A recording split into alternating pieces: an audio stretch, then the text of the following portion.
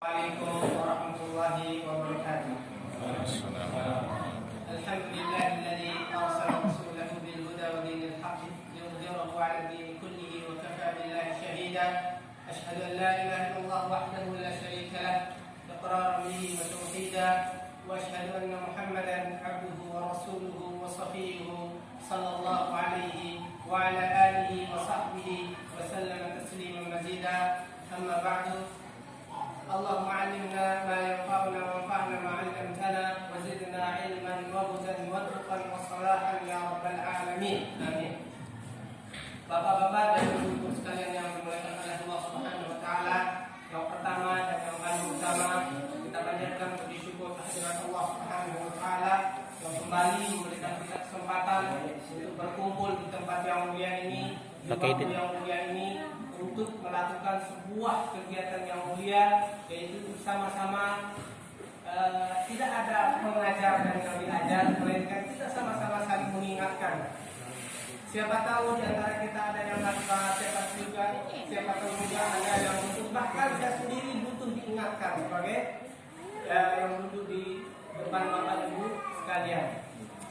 Bapak ibu sekalian yang dirahmati oleh Allah Subhanahu wa taala, tentu nikmat Allah Subhanahu wa taala yang diberikan kepada kita semua tidak bisa kita terperinci satupun. Satu persatu tidak bisa kita perinci, tidak bisa kita sebut. Justru nikmat-nikmat yang kita terima secara nyata itu banyak kita lupakan. Oleh karena itulah Allah Subhanahu wa taala berfirman di dalam Al-Qur'an, lihatlah bagaimana Allah Subhanahu wa taala memberikan kita pesan, baik yang tersurat ataupun tersirat, langsung ataupun tidak langsung, melalui singgungan. Apa kata Allah Subhanahu wa taala? Wa in ta'udzu ni'matallahi la tuhsuha. Innal insana lazalumun kafar. Jika kalian menghitung atau mencoba-coba menghitung nikmat Allah Subhanahu wa taala, apa sih yang Allah berikan kepada saya? La tuhsuha. Kalian tidak akan pernah bisa menghitungnya. Innal insana lazalumun kafar. Karena seperti itulah manusia. Zalim terhadap dirinya sendiri, artinya sudah dikasih dia nikmat tapi lupa nikmat Allah Subhanahu wa taala. Kafar dan ingkar terhadap nikmat-nikmat tersebut. Sekarang saya tanya kepada saya tanya juga para jamaah sekalian, adakah di hari ini saja di antara kita yang terbangun terus mengucapkan alhamdulillahilladzi ahyana ba'da ma amatana. Ya Allah, alhamdulillah saya bisa dihidupkan kembali setelah saya dimatikan untuk sementara. Wa ilaihin nusyur, dan kepada Allah kita akan dikembalikan. Atau saat ini juga ada nggak yang merasa, ya Allah, banyak di antara manusia tidak bisa bernapas dengan baik. Saya alhamdulillah bernapas dengan baik. Tidak bisa melihat dengan baik. Saya masih bisa melihat dengan baik. Ada di antara kita yang mengatakan alhamdulillah nikmat ini. Lebih cantik lagi ketika Allah Subhanahu wa taala berfirman di dalam Al-Qur'an. Tadi disebutkan di dalam Al-Qur'an bahwasanya kita tidak bisa menghitung nikmat Allah. Dan itulah tabiat manusia yang sering lupa akan nikmat Allah. Tapi dalam ayat lain Allah Subhanahu wa taala berfirman, wa in ta'uddu ni'matallahi la tuhsuha. Innallaha laghafurur rahim. Jika kalian mencoba-coba menghitung nikmat Allah, la tuhsuha, kalian tidak bisa menghitungnya, kalian tidak bisa melakukannya. Sama tadi ayatnya, tapi ayat ini ditutup dengan hal yang berbeda. Innallaha laghafurur rahim. Tapi tenang, Allah Maha mengampuni lagi Maha menyayang. Kita tidak diberikan ancaman saja. Ini loh jalan keluarnya. Kalau kalian betul-betul istilahnya pesan yang tersirat, kalau memang kalian wahai manusia betul-betul, kalau memang sudah luput tadi kemudian yang beristighfar, Allah Maha mengampuni. Kalau kalian luput tadi kemudian kalian menyesali Allah Maha menyayangi. Seperti itu pesan tersurat dan pesan tersirat di dalam Al-Quran. Jangan sampai kita semua itu ingin bersyukur, ingin memanfaatkan nikmat Allah di saat kita sudah tidak bisa atau tidak mampu. Coba tanya orang yang mengalami gangguan susah yang ada di ICU, kamu mau ngapain? Seandainya ada satu permintaan yang Allah akan berikan kepada kamu saat ini, apa yang kamu inginkan? Apa mereka bilang? Saya mau bernafas dengan baik. Dan semua kita saat ini alhamdulillah bernafas dengan baik. Tanya orang yang maaf nih, misalnya tidak bisa melihat karena buta misalnya dan lain sebagainya. Kamu mau apa saat ini? Saya ingin melihat dunia ini, saya ingin melihat anak saya. Seperti apa sih wajah anak saya?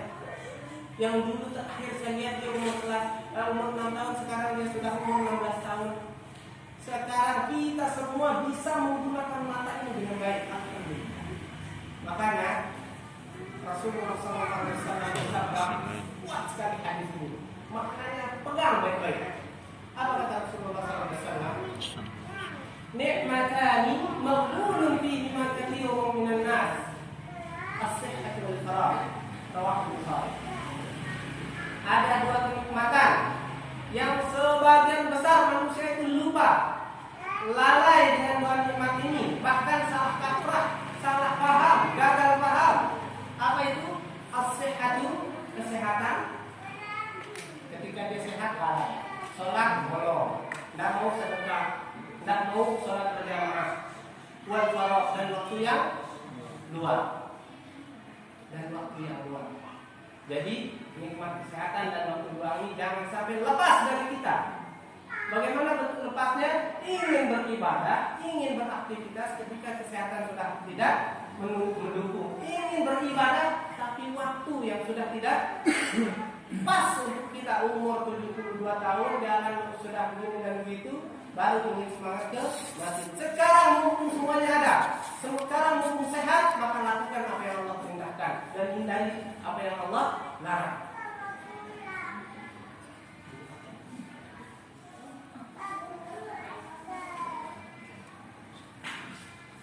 Ini bisa ya? Kedengeran ya semuanya? Baik. Materi kita saat ini adalah tentang ikhlas. Kenapa saya pilih materi ini?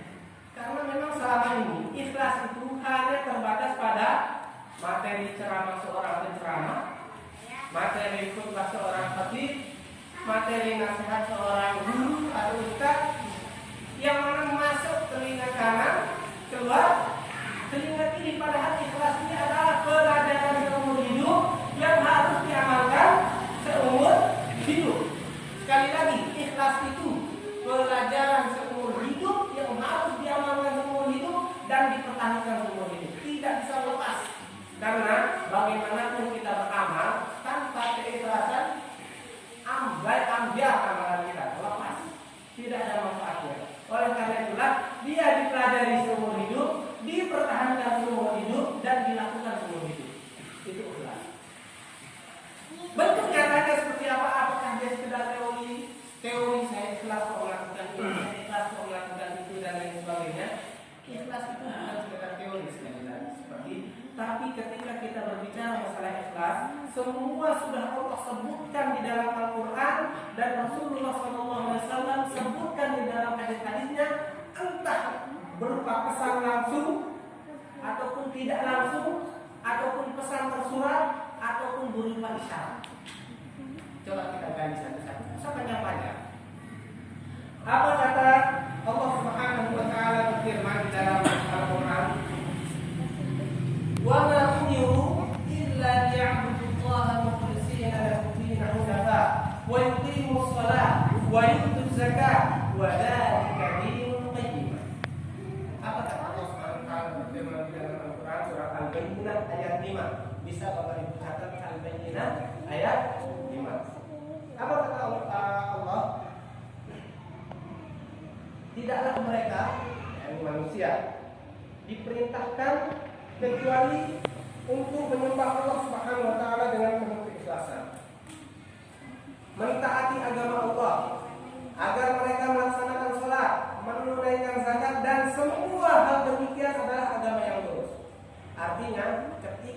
semua amalan yang kita lakukan, baik yang terkecil, mulai dari senyuman, salam, sapa, ataupun ibadah yang besar, sholat, zakat dan lain sebagainya kita lakukan dengan penuh keikhlasan, maka itulah yang Allah terima.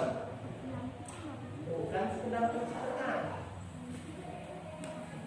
Jadi amalan yang betul-betul dilakukan atas dasar keimanan bahwasanya ini perintah Allah SWT, ini kewajiban Allah untuk saya, dan ini yang harus saya lakukan dengan penuh keikhlasan, murni hatinya, tidak ada tujuan selain Allah SWT. Ayat ini masih umum, masih berupa perintah untuk melakukan keikhlasan. Di dalam ayat yang lain Allah sebutkan model ikhlas itu dalam bentuk nyata. Ini kamu mau ikhlas, ini bentuknya. Lakukan amalan ini seperti amalan-amalan yang lainnya. Apa kata Allah Subhanahu wa taala berfirman di dalam Al-Qur'an? Wa yut'imuna at-ta'ama 'ala hubbihi miskinan wa yatiman wa asira. Innama nut'imukum liwajhillah la nuridu minkum jazaa'an wa la syukura. Pelan-pelan kita pahami ini. Apa kata Allah Subhanahu wa taala berfirman? Wa yut'imuna at-ta'am, dan mereka memberikan makan. Membagikan makanan ya. Memberikan tetangga, keluarga dan lain sebagainya. Wa yut'imuna at-ta'am 'ala hubbihi, dengan penuh sukacita.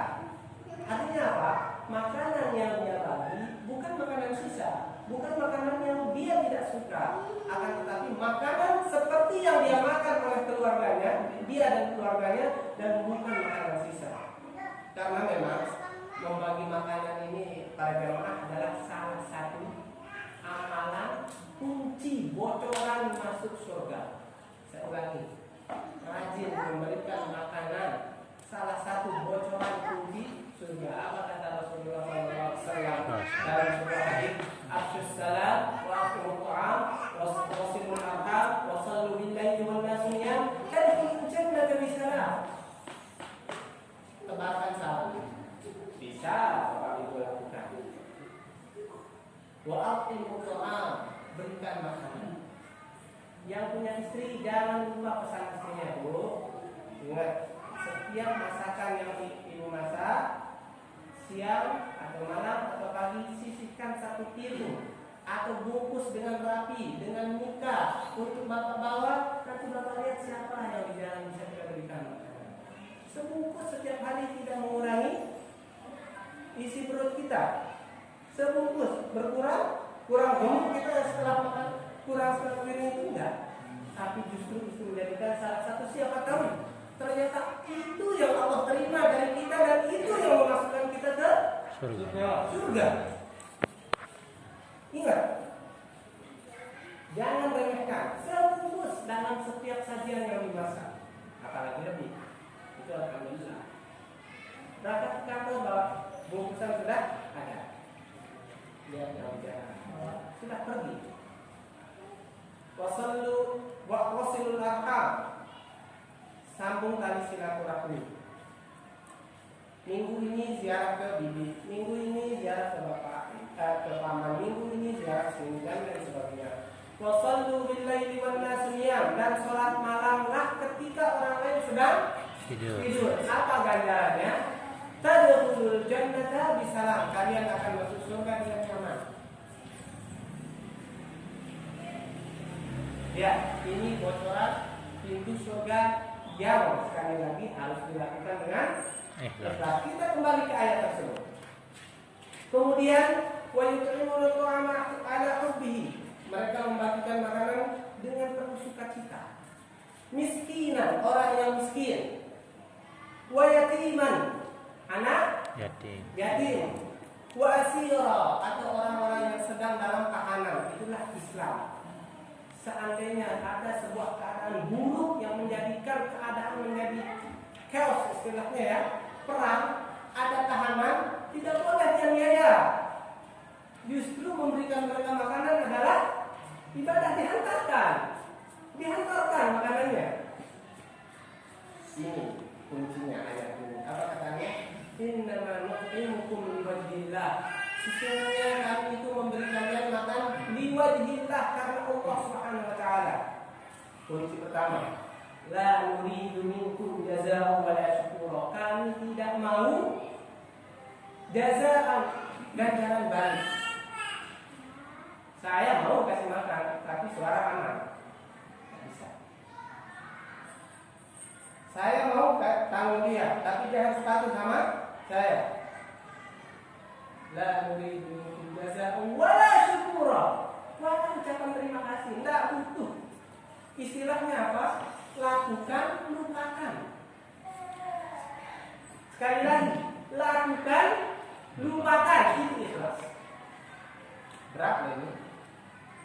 Makanya sering terjadi di lingkungan masyarakat kita, bahkan kita sendiri, walaupun kita hendak semoga mulai malam ini ada yang melakukan begini.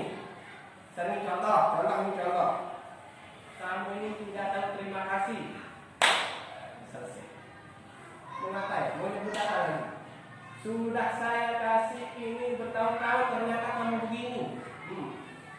Kalimat pertama merusak, kalimat kedua menghancurkan. Terus kamu mau ngapain? Oh enggak mau lagi.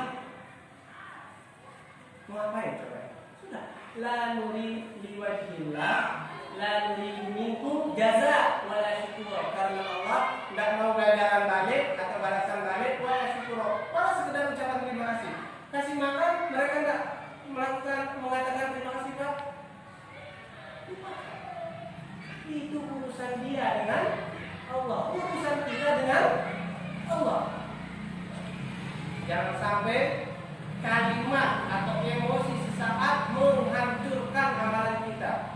Bahkan seringkali kita membandingkan diri dengan orang lain. Ini hati-hati juga. Oh, Masya Allah, kita komplain ini tidak kayak komplain yang lain. Oh, hati-hati juga ini. Baik, Bapak sekalian, Bapak Ibu yang menggunakan Allah Subhanahu wa taala. Ada sebuah hadis. Hadis cukup panjang. Tadi sudah kita tahu bentuk nyata di dalam ikhlas, dalam beramal. Yang pertama, karena Allah. Kalau itu berkaitan dengan yang lain, lupakan. Ya, hatta dengan amalan kita dengan Allah Subhanahu wa taala. Jangan main hitung.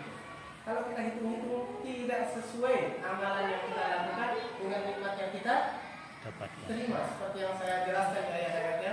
Pertama, ada sebuah hadis menceritakan tentang 3 orang yang paling pertama dijebloskan ke dalam api neraka. Kalau kalimat jebloskan itu biasanya negatif. Kalau masukkan baru bagus maknanya. Ini dijebloskan ke dalam api neraka. Disebutkan dalam sebuah hadis riwayat Muslim, bisa dicek hadis ini di kitab Sahih Muslim nomor 1905. Diceritakan oleh Rasulullah SAW dari sahabat Abu Hurairah, Inna awwalan nasi yuqda yawmal qiyamati. Sesungguhnya kata Rasulullah SAW, di antara kelompok manusia yang paling pertama telah diadili di hari kiamat, rajulun ustushhida, lelaki yang tewas atau mati dalam peperangan membela agama Allah Subhanahu wa taala. Tidak diragukan lagi, namanya puncak pengorbanan seorang manusia, seorang muslim dan seorang mukmin ketika dia keluar berperang di jalan Allah Subhanahu wa taala. Itu tidak diragukan lagi, sepakat para ulama. Puncak keislaman, puncak keimanan, puncak pengorbanan. Bayangkan, ada orang misalnya di zaman sekarang, anaknya pergi mondok, anaknya akan pulang, matanya bengkak nangis. Ini orang pergi perang, setengah nyawanya sudah hilang baru berangkat itu. Kalau dia balik, alhamdulillah. Kalau tidak, sudah selesai masalah. Tapi ternyata orang yang seperti ini termasuk orang-orang yang dijebloskan ke dalam api neraka. Kenapa? Jawabannya, rajulun ustushhida fa utiya bihi. Maka amalannya didatangkan kepada dirinya. Kelak kita akan bisa melihat amalan kita di akhirat. setiap manusia akan diperlihatkan amalannya. Dia pernah sholat, dia pernah zakat, dia pernah puasa, dia pernah menangis sendirian karena menyesal telah melakukan dosa. Kita akan lihatnya di hari kiamat. Semua kita akan lihat. Fa'utiya bihi fa'arrafahu ni'amahu fa'arrafaha. Kemudian ditanya, kamu tahu ini? Fa'arrafahu. Maka dia pun tahu, ya, saya tahu. Kamu ambil fiha, apa yang kamu lakukan saat itu? Ditanya dia, kelak di hari kiamat. Qataltu fika hatta istushhidtu. Waktu itu ya Allah, saya berperang di jalanmu untuk membela agamamu dan mempertahankan agamamu dari orang-orang yang menghinanya. Apa kata Allah SWT? Kadzabta. Kamu bohong. Walakin qatalta liyuqal jari'un. Tapi kamu bohong. Tapi saat itu kamu berperang supaya dikatakan berani. Maka tidak. Orang-orang sudah mengatakan kamu pemberani. Di mana-mana ceritamu diceritakan. Masyarakat mengenal kamu sebagai seorang pemberani. Masyarakat sudah memberikan kamu gelar pahlawan dan itu kamu senang sekali dengan gelar tersebut. Fa'umira bihi hatta ulqiya finnar. Maka itu sudah untukmu. Kemudian dia pun disuruh atau diperintahkan untuk dimasukkan ke dalam api neraka. Kelompok yang kedua, wa rajulun ta'allama al-ilma wa 'allamahu wa qara'a al-Qur'an. Ini bahaya juga ini. Alhamdulillah. Orang yang menuntut ilmu, kemudian dia mengamalkannya dan terus membaca Al-Quran.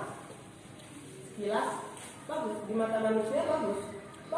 Dan memang ini amalan besar, luar biasa. Menuntut ilmu, mengamalkannya dan membaca Al-Quran, ini amalan besar. Fa'utiya bihi fa'arrafahu ni'amahu fa'arrafaha. Kemudian amalannya didatangkan, kamu tahu ini? Qala fama 'amilta fiha? Apa yang kamu lakukan saat itu? Qala ta'allamtu al-'ilma wa 'allamtuhu wa qara'tu fika al-Qur'an. Waktu itu ya Allah, saya menuntut ilmu dan tidak ada ilmu yang saya dapatkan kecuali saya amalkan ilmu tersebut. Dan saya selalu membaca Al-Quran karena ya Allah. Qala kadzabta walakinnaka fa'alta dzalik liyuqal 'alim wa qari. Akan kamu melakukan itu, menuntut ilmu supaya kamu mendapatkan gelar kemasyarakatan.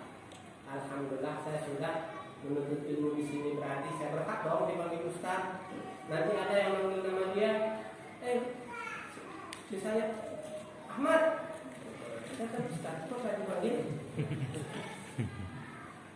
Dia pulang haji, Muhammad, ya, saya sudah haji. Misalnya seperti itu. Wa qara'a al-Qur'an, dan dia membaca Al-Quran supaya dikatakan qari.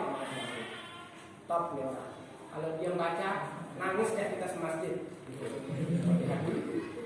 Dan dia senang. Dan itu yang diharapkan. Lihat gimana tipisnya niat busuk itu. Semua orang tidak tahu, tapi Allah Maha tahu. Dibongkar semuanya kelak di hari kiamat. Oleh karena itulah yang namanya ibadah sebisa mungkin itu urusan kita dengan Allah Subhanahu wa ta'ala. Tidak boleh ada yang tahu. Ya kalau diskusi, sekedar diskusi ya boleh lah. Jangan diskusi istri sembunyi, si suami sembunyi. Misalnya, Bu, gimana menurut Ibu? Setiap pekan kita melakukan ini dan itu. Oh bagus, kata istrinya. Ini boleh. Sekedar diskusi. Jangan, wah ini saya harus sembunyi, semuanya saya harus sembunyikan dari istri saya. Isi ramal sama istri. Kemudian yang wa umira bihi thumma umira bihi fasu'iba ala wajhihi hatta ulqiya finnar. Sama. Orang seperti ini diperintahkan untuk segera dijebloskan ke dalam api neraka. Dan yang ketiga ini. Subhanallah, contohnya selalu diberikan yang Rasulullah sallallahu alaihi wasallam. Yang ketiga apa contohnya? Wa rajulun wasa'allahu alaihi wa a'tahu min asnafil mali kulli fa'utiya bihi fa'arafahu ni'amahu fa'arafaha qala kama amilta fiha. Seseorang yang Allah bukakan pintu rezeki untuk dirinya, semua usahanya sukses. Dia pegang pasir sukses, jualan pasirnya, pegang ini sukses, jualan ini, pegang ini, semua dia sukses. Fa'utiya bihi fa'arafahu qala kama amilta fiha. Kemudian dikatakan, kamu tahu ini apa? Tahu ya Allah. Apa yang kamu lakukan pada saat itu? Qala ma 'araftu min sabilin, atau ma taraktu min sabilin tuhibbu an yunfaqa fiha illa anfaqtu fiha lak. Tidak ada satu jalan kebaikan pun yang Engkau perintahkan ya Allah kecuali saya ada tangan di sana. Bangun masjid saya nomor 1, buka jalan saya yang nomor pertama, buka madrasah saya, menyantuni anak yatim saya dengan nominal terbesar. Kamu katakan kepada dia, kamu tahu ini apa? Kamu tahu ini apa? Ya. Apa kata Allah Subhanahu wa taala? Kadzabta walakinnaka fa'alta dzalika liqal jawadun. Akan tetapi kamu melakukan itu supaya dikatakan dermawan. Iya benar. Dia tidak mengatakannya, ayo katakan saya dermawan enggak, tapi terbesit di hatinya ingin dikatakan sebagai dermawan. Buktinya manusia mengatakan dia masya Allah dia dermawan. Tidak ada yang tahu satupun manusia di muka bumi ini. Yang pertama, satupun tidak ada yang tahu bahwasanya dia berperang karena ingin dikatakan pemberani. Yang kedua juga tidak ada satupun manusia yang tahu bahwasanya dia ingin dikatakan alim atau mendapatkan gelar kemasyarakatan yang lainnya. Dan yang ketiga, tidak ada satupun manusia yang tahu bahwa dia ingin dikatakan sebagai dermawan. Dia tidak melakukan sesuatu karena Allah SWT, akan tetapi dia melakukan sesuatu karena ingin mendapatkan ucapan sesuatu atau gelar sesuatu. Semua tidak ada yang tahu, Allah Maha tahu. Sedari sini, sedari sekarang koreksinya kita. Inilah bentuknya ikhlas. Tidak usah macam-macam. Saya melakukan ini karena Allah. Orang tahu, tidak tahu, terserah. Kalau bisa tidak ada yang tahu sampai saya mati. Kalau bisa tidak ada yang tahu. Makanya diibaratkan dalam sebuah hadis yang lain, seorang yang berinfak, salah satu kelompok orang yang akan mendapatkan naungan Allah kelak di hari kiamat, yang tidak ada naungan dan bantuan kecuali Allah Subhanahu wa taala, adalah orang yang berinfak. Satu rahasia infaknya, tangan kirinya saja tidak tahu bahwasanya tangannya sedang berinfak. Bukan berarti setiap dia berinfak dia sembunyikan tangan. Artinya satu rahasianya. Itu disebut kinayah, kata-kata kiasan.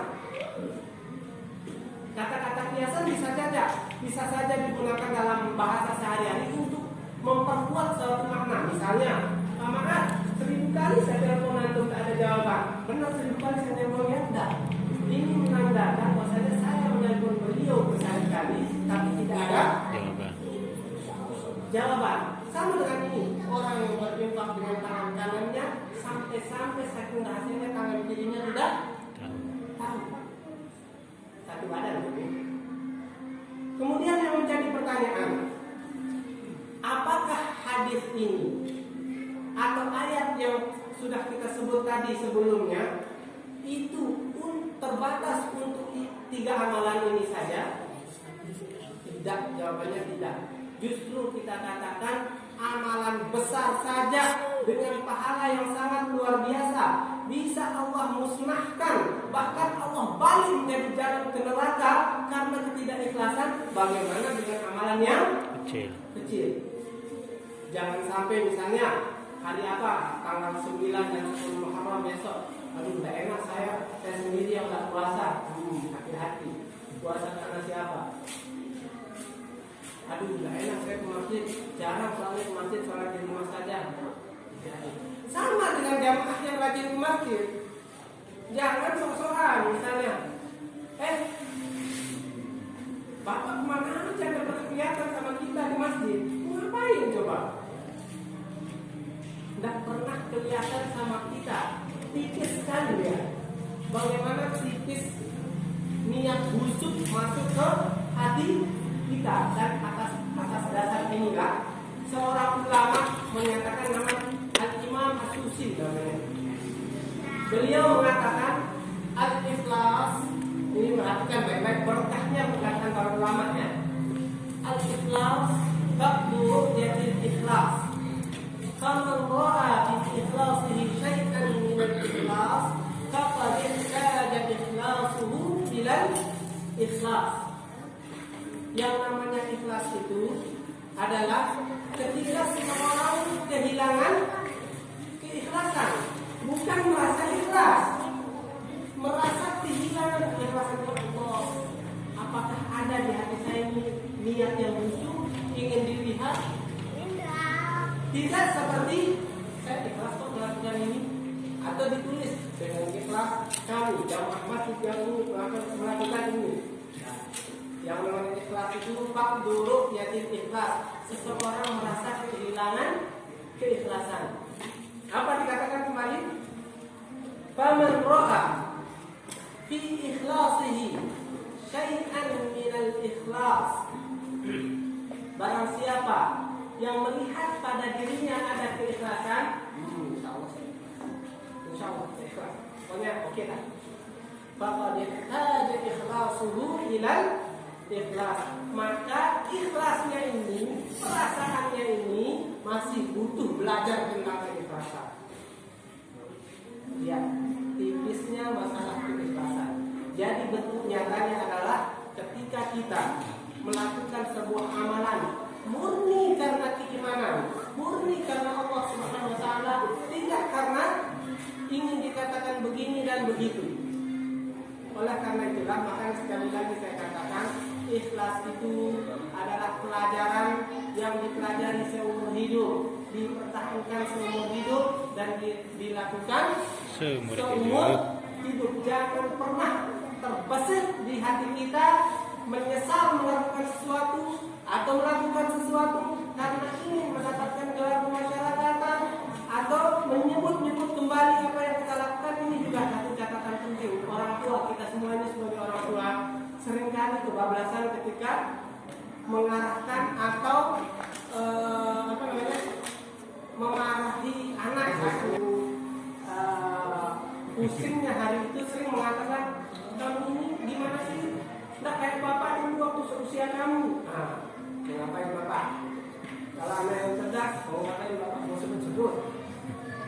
Amalannya 20 tahun yang lalu amblas gara-gara disebut di depan anaknya. Kalau mau ngomong, nah tidak bisa begini, tidak baik, tidak layak seorang melakukan ini. Tidak usah bertukir kebaikan. masa lalunya. Itu jelas. Kalau saya boleh usul yang namanya tentang kitab atau buku atau pelajaran keikhlasan itu perlu diulang-ulang, dibaca lagi, dikoreksi lagi, cek dalam amalan kita, cek bahwa saya melakukan sesuatu, apakah masih ada sahabat bahagia ketika dipuji, apakah ada ketika saya ingin mengeluarkan sedekah saya, sering nggak ada yang nggak ada yang lihat nih, nggak sering. Bagi alhamdulillah bisa kepada sedekah. Sudahlah, hilangkan yang begini-begini. Apalagi sekarang zaman Sosmed, media sosial ini, hati-hati tipis sekali loh. Seperti yang kita jelaskan tadi di hadis itu. Hadis itu salah satu pesan tersiratnya, manusia nggak ada yang tahu. Dia sembunyikan sendiri niat busuknya. Tapi Allah Maha tahu, akhirnya dibongkarlah niatnya. Baik para jemaah yang dimuliakan Allah SWT, ini waktu bisa akan segera datang sekitar 3 menit lagi. Tadi ada pesan tadi dari panitia atau pengurus masjid. Ada tanya jawab. Sebenarnya saya nggak enak sekali ada sesi tanya jawab. Mungkin saya belum cocok untuk ditanya secara langsung dan lain sebagainya, ataupun saya bertanya saya tidak enak juga. Kalau memang ada hadiah, nih, kalau boleh saya usul, yang diberikan door prize malam ini adalah bapak-bapak atau ibu-ibu yang membawa anaknya ke masjid. Masya Allah. Kalau anaknya dua, satu ibu misalnya, ya sudah satu gitu. Atau misalnya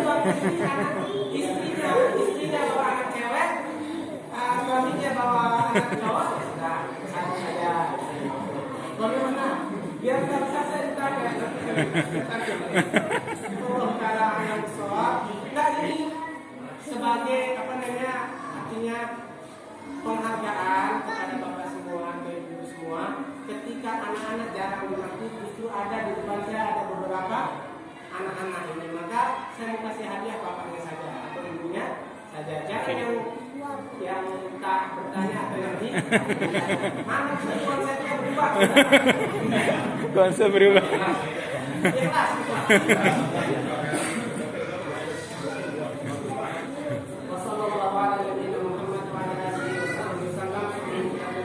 Tentunya mudah-mudahan Allah Subhanahu wa taala segera mengangkat wabah ini dari kita semua, melindungi kaum muslimin dari wabah keburukan wabah ini, dan semoga Allah Subhanahu wa taala selalu memberikan hidayah dan taufik kepada pemerintah kita tetap bisa melaksanakan yang terbaik untuk masyarakat, bangsa dan negara.